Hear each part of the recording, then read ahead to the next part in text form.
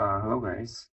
So today I'm going to quickly share with you tips I have with DSPy. I'm pretty new to DSPy, and let me show you the unexpected behavior from DSPy that isn't what I really want. So for example, I create this API using DSPy to generate different kinds of quiz or test for an exam, a TOEIC exam.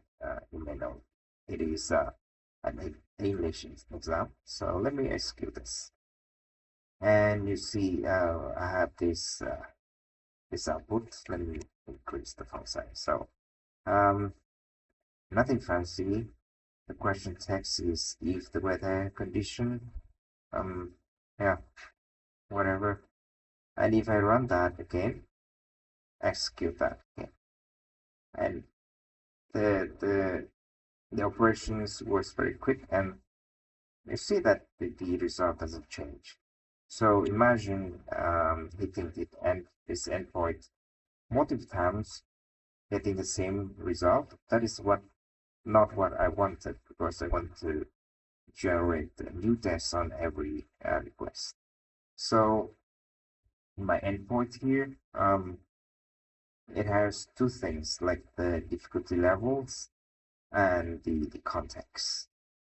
And you see that I can change this to something else, but it's quite limited, right? So this is actual call to open router and try to generate the result.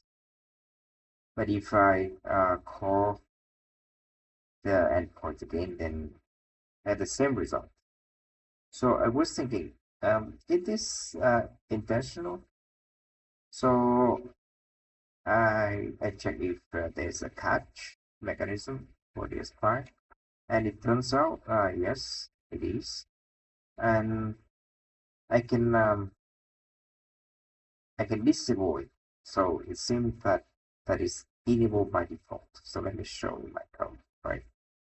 So here's my original code without any catching configurations. These things I commented out. So if I uncomment this and I run the application again,